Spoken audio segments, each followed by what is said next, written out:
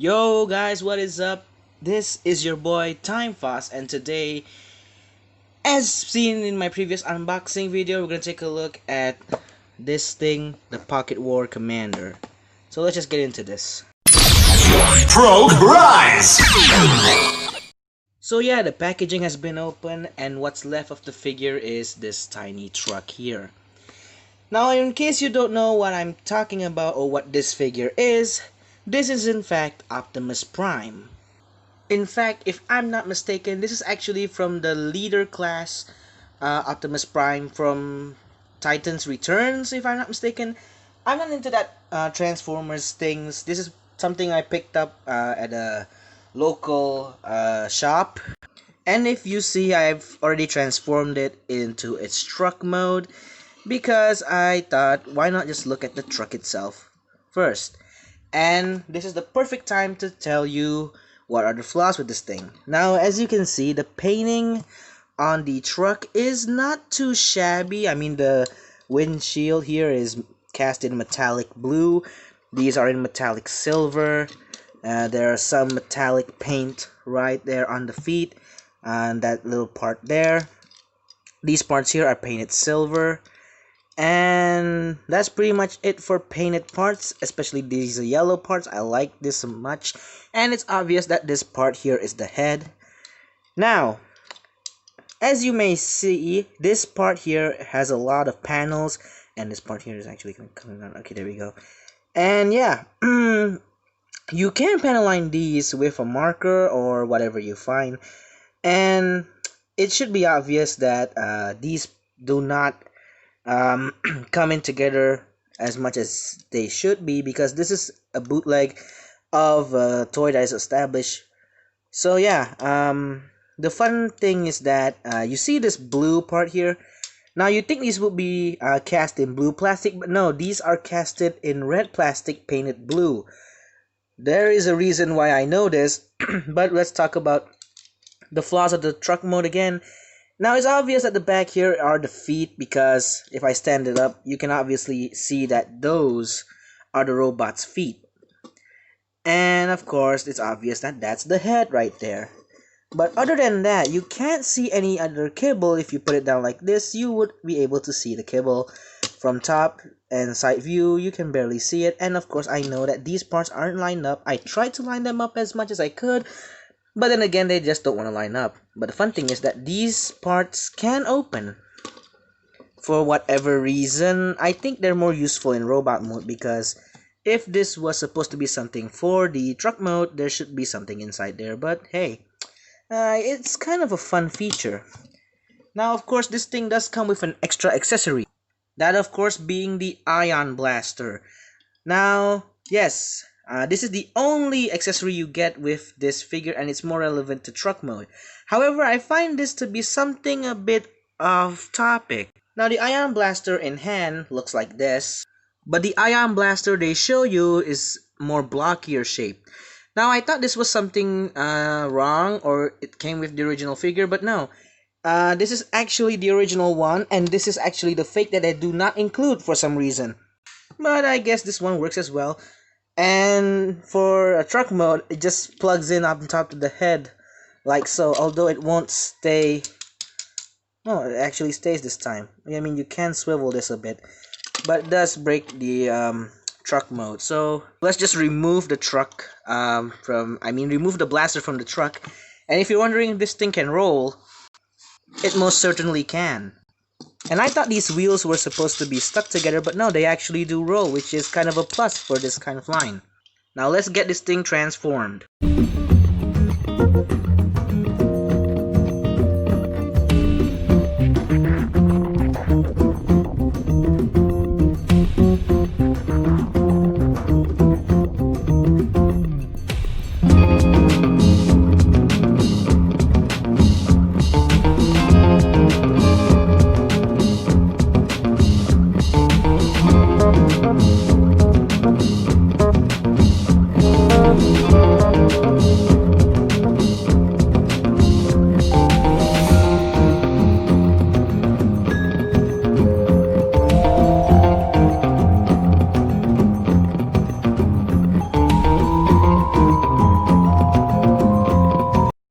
Once you finish transforming this guy, the transformation is actually pretty simple.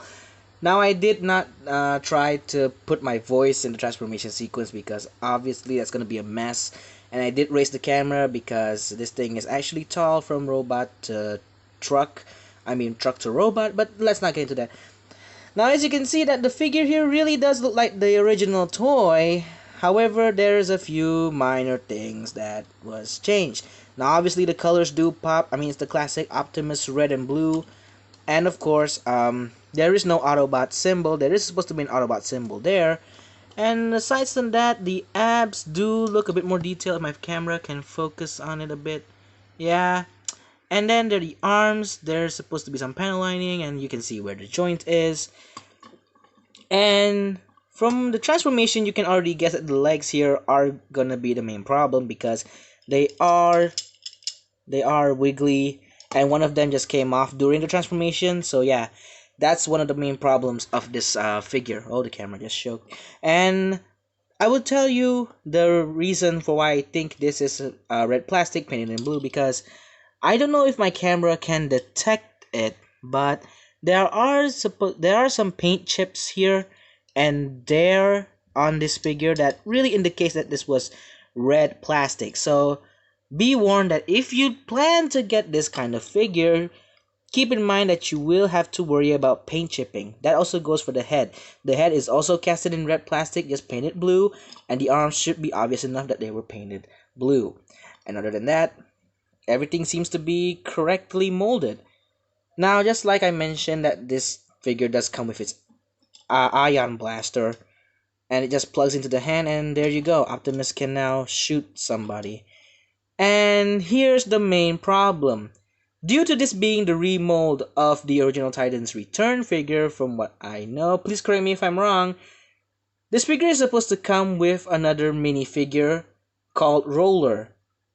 Now Roller is a robot that can transform into a car, that can also transform into a blaster, and sadly enough, that was not included with this figure.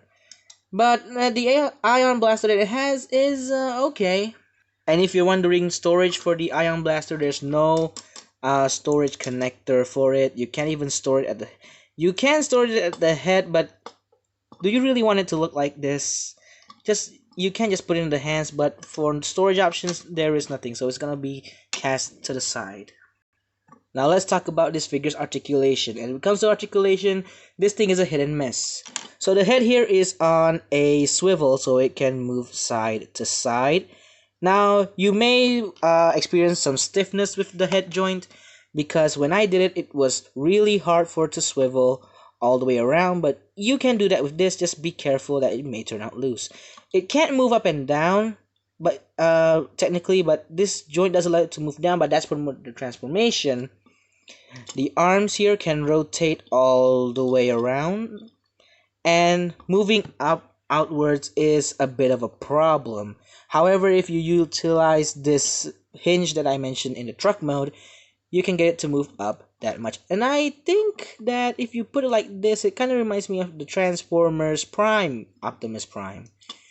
And yeah, if you want to move these shoulders forward, you can do that slightly, but be warned that this will close up and will allow the head to go down automatically. So you might want to be careful with that. The arms are connected to a ball joint, as obviously seen there, so it can do a whole lot of this swivel and bend at the elbow at about 90 degrees. Wrists are not articulated. And the waist here, technically there's not supposed to be a waist swivel, because this thing locks it up, and from the back it does look a bit hideous, but you can just move that slightly and you can get a bit of waist swivel, I guess, but this back here will follow it, so it does look a bit unnatural. So just this thing's gonna lock its place up there, and this shoulder doesn't want to stay put. And yeah, believe it or not, this thing does have an ab crunch due to the transformation. So yeah, it can do an ab crunch if you want it to, but I don't see why you would use that. Legs, these loose legs are connected to ball joints, and that is about it. So they can move forward about this much, but they will become loose.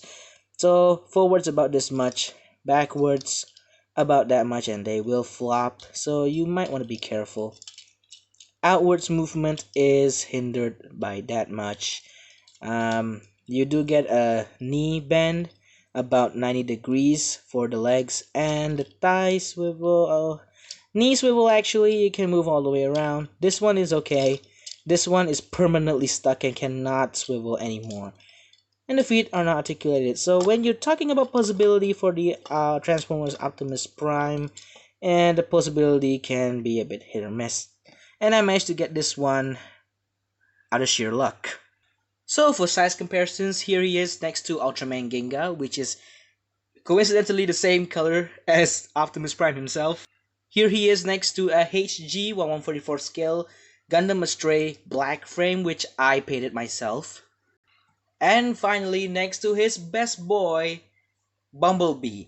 Now, this should be kind of a reference, and coincidentally, these two are practically in scale, and if you have watched the Bumblebee movie, it kind of makes sense because once I transform them into their alternative mode, it kind of gives that final scene from the Bumblebee movie.